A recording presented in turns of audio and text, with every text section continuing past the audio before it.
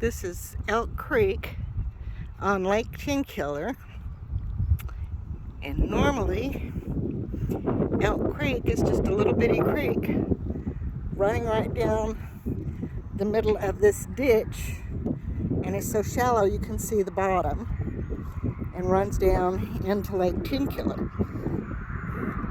But with all this rain we've had, you can see that it is more like a river than a creek.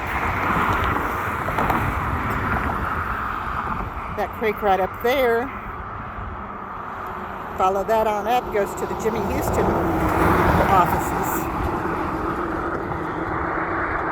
And you could probably get you a kayak down there and catch you some bass down in the flooded treetops.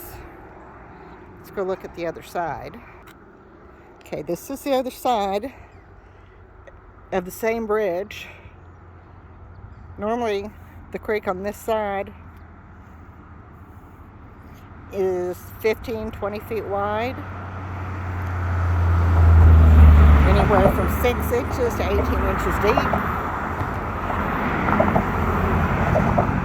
sometimes even dry in the summertime.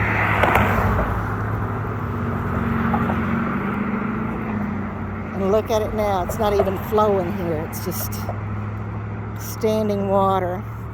It's just amazing the flooding we have here on Tenkiller. Just amazing. A lot of people have been flooded out of their homes because of roads washing out and highways washing out, being flooded over.